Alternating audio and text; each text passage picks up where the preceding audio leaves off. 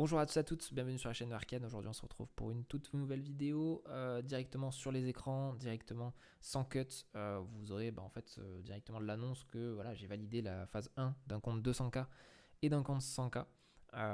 Voilà, pour aller chercher la max allocation. On a aussi transmis la plupart des trades sur le Discord directement sur le côté privé. Donc n'hésitez pas à m'envoyer un message si vous souhaitez le rejoindre. Il n'y a pas d'affiliation à des brokers ou quoi que ce soit. C'est vraiment, on essaie d'être dans un intérêt gagnant-gagnant. J'ai lancé mon accompagnement récemment, donc n'hésitez pas. On n'est pas là pour en parler, c'est vraiment, je voulais transmettre aujourd'hui un concept qui me tient à cœur et qui est vraiment important. Vous savez que je suis quand même un trader plutôt swing, donc vraiment trader sur des unités de temps comme là en daily, dans vraiment le suivi de tendance. Mais il m'arrive des fois d'aller en intra pour augmenter ma performance. Et ça, des fois, il y a des personnes qui ne le comprennent pas forcément. C'est que je vais descendre sur les unités de temps pour vraiment optimiser la performance sur le plan swing. C'est-à-dire que soit je vais aller chercher des renforts si le marché me donne raison, soit je vais travailler des zones parce que c'est là où je vais pouvoir me créer un matelas. Et que si mon plan swing au final ne fonctionne pas, et bien je vais quand même je vais pas être perdant sur le plan et potentiellement peut-être gagnant si mes intras se passent bien. Et c'est ça qui va être vraiment important parce que comme vous pouvez le voir sur le gold, on a une tendance marquée qui est vraiment très haussière. Et quand on voit ici un repli ici avec potentiellement un double bottom, une prise de liquidité ici, il y a une construction en tout cas avec un break daily ici qui se forme et qui me donne l'envie en tout cas de repartir à la hausse avec un swing sur des signaux peut-être H4 qu'on verra par la suite. Et donc lancer un swing ici pour aller chercher de nouveau les plus hauts ou à minima ici cette zone des 4156, c'est là où c'est pertinent et c'est intéressant, mais on peut venir descendre sur les unités de temps pour aller chercher vraiment surperformer en tout cas ton plan swing. Donc ici quand on descend en H4, on va avoir des configurations qui sont plus ou moins propices au setup. Là comme vous pouvez le voir, on a vraiment en intra de quoi faire. Personnellement, j'ai pas forcément tradé en intra ici, mais ici quand on a vraiment le signal ici haussier et qu'on a un repli, moi je me dis ici dans cette zone, j'ai envie de travailler en intra à l'achat parce que mon plan swing est dans ce sens-là et je vais venir travailler. Donc dès mardi 18 novembre, donc toute cette semaine, j'ai travaillé à l'achat sur des plans directement le matin par exemple. Dès lors que j'avais une opportunité en fonction de la session asiatique, on pouvait prendre des liquidités comme ici sur le niveau, hop, on prend des liquidités ici. Ensuite, il y avait par exemple une accumulation, manipulation, expansion ici à prendre. Ça, par exemple, c'est un setup qui est hyper intéressant et que personnellement j'ai pris. Après, il y a des trades que je ne peux pas forcément envoyer à tout le monde parce que c'est des trades pris en limite 2 minutes. Celui-ci, il me semble que la confirmation est en 2 minutes. Donc ça revient quand même à limite presque du scalp. Mais ici, voilà, on a un break de minutes, comme vous voyez, une impulsion assez forte, une réintégration. Et forcément, quand on a pris la liquidité, après, on s'envole directement vers le TP. Et quoi qu'encore ici, il me semble qu'on est revenu sur le mythe de la Diane ici. Donc, c'est quand même, il y avait des portes d'entrée aussi en intra pour rentrer. Pour rentrer de nouveau, en tout cas. Ensuite, on a eu la journée ici du mercredi 19 novembre, où ce trade-là, on l'a envoyé directement dans le Discord. Et ça, c'était magnifique, parce qu'en gros, dans l'idée, on va avoir ici ce trade qui est posté à chaque gold, hors de limite 4056, avec un RR de 3. On a fait un risque de 0,5 parce que c'était de l'intra. Et là, vraiment, au point près, on se fait prendre. Et c'est magnifique sur ce trade-là. Après, il me semble qu'il a TP pendant la nuit. Ouais, il a TP pendant la nuit. Mais vraiment, on avait le point parfait 4056 pour aller chercher le TP. Donc, on a fait un RR de 3. Ensuite, on avait d'autres ordres limites qui ne sont pas forcément passés. Donc, je les annule quand on est en attente d'ordre limite et que ça passe pas. Bon, je suis en capacité de l'annuler. Et ensuite, ce matin, on avait cet achat gold qui était vraiment intéressant également ici. Vous voyez qu'ici, on prend la liquidité. Dans un premier temps, ici, sur ce double bottom là, c'est ce niveau qui est vraiment important pour conserver et de prendre ici les liquidités. On pouvait par exemple mettre son stop loss, moi je l'avais mis à 18 il me semble, 4018 sur le Discord j'avais dit. Et dans cette idée là on prend la liquidité et on repart. Ici vous pouvez voir qu'il y avait des façons, des possibilités d'entrer de nouveau ici sur la prise de liquidité ici. On gardait quand même la tendance initiale et surtout qu'ici on a méché donc on a pris toutes les liquidités et on peut repartir dans l'autre sens.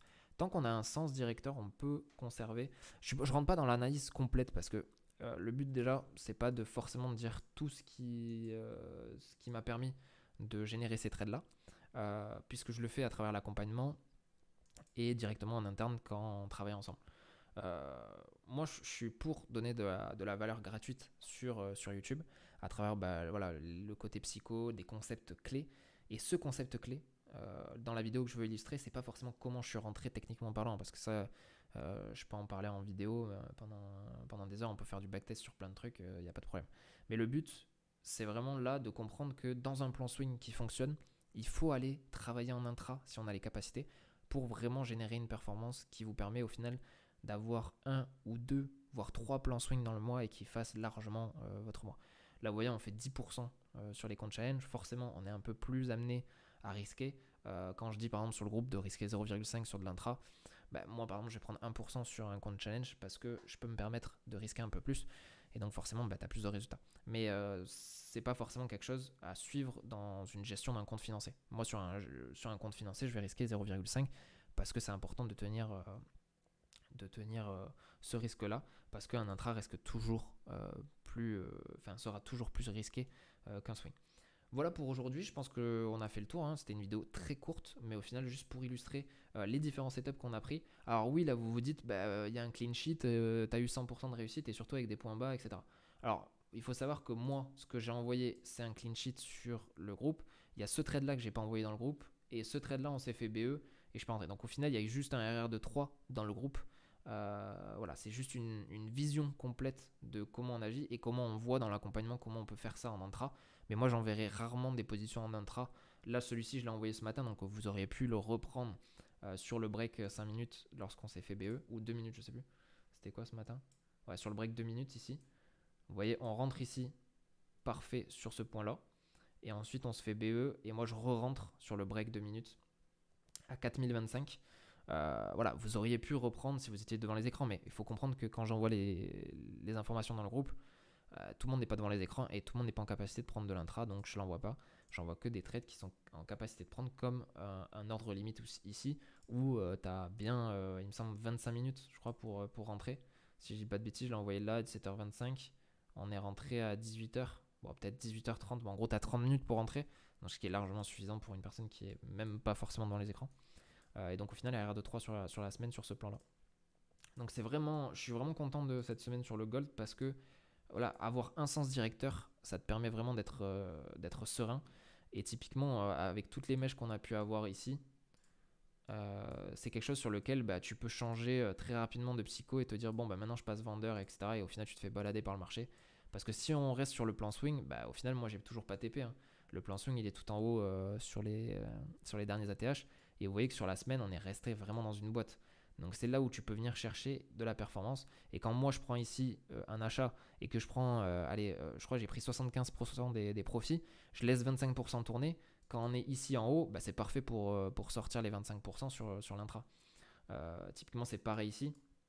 Ici j'ai sorti 50% là, 25% et 25% je crois. Ou je sais plus ce que j'ai fait, mais en gros dans l'idée j'ai sorti petit à petit les profits pour se faire rémunérer et pouvoir être en capacité de refaire de l'intra dans ce système là. Parce que si tu te rémunères pas et qu'au final là regarde sur ce trade tu te fais pas payer, tu sors ici à BE, donc au final ici tu n'es peut-être pas en capacité de rentrer parce que tu n'as pas assez de fait de profit auparavant. Et ça te permet vraiment dans un plan swing de construire ta rémunération et de construire ton profit sur ce plan là. Et c'est là où tu vas voir qu'il y a des plans qui sont plus ou moins douloureux. Et quand par exemple sur un plan swing, ton plan swing ne fonctionne pas, plus un plan intraday ne fonctionne pas, c'est sûr que tu vas perdre 1,5%. Par contre, quand tu auras un plan swing qui va réussir et les intras qui vont réussir, tu vas pas faire plus 3, tu vois, ou plus 4. Tu vas vraiment faire plus 10, plus 15. Et c'est là où tu te dis, putain, ok, c'est un plan sur le mois qui a vraiment généré des profits. Et au final, au niveau du RR, tu t'en ressors bien parce que c'est de la bonne gestion c'est du bon money management dans le sens où le premier trade te rémunère et te permet de créer un matelas de sécurité qui va pouvoir te permettre d'allouer sur d'autres trades le même risque. Et donc en fait tu cumules comme ça un effet boule de neige qui est intéressant. Mais tout ça, il faut avoir une bonne psycho parce que prendre des profits là alors que ton objectif swing il est tout en haut, tu pourrais te dire ah non, moi je conserve la majorité parce que si imaginons ça s'envole, je peux prendre des profits monstrueux. Ouais, mais en fait tu te rémunères jamais, donc après tu perds tes profits, ça te tilt. Il n'y a rien de pire que d'avoir des plus-values latentes, de ne pas les prendre et au final de se faire BE, parce qu'après c'est la descente aux enfers. Et il faut aussi comprendre le delta entre ton solde actuel et la plus-value latente que tu es en train de faire.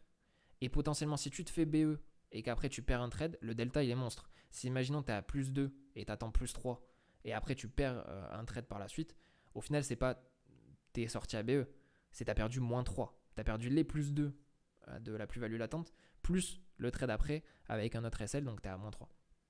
Donc et psychologiquement, en tout cas, ça fonctionne comme ça. Même si mathématiquement parlant, tu pourrais te dire, bah non, je me suis fait BE, j'ai pas perdu de capital, j'ai juste perdu ce que j'avais en plus-value latente. Je sais pas si vous m'avez compris à la fin, mais c'est hyper important de comprendre ça pour avoir une bonne gestion de votre compte et pouvoir réussir, que ce soit en compte Profirm ou autre. Mais moi, c'est comme ça que je fonctionne. Et en tout cas, pour l'instant, ça marche. Donc, je suis content par rapport à ça. Le but, c'était pas de flex, c'était vraiment de transmettre ce concept-là qui, pour moi, est hyper important. De travailler dans un plan swing en intra, si on a les capacités de le faire et si on peut être devant les écrans. Voilà. Je vous souhaite une bonne fin de journée à tous et à toutes. J'espère que ce format vous a plu et que vous avez appris quelque chose.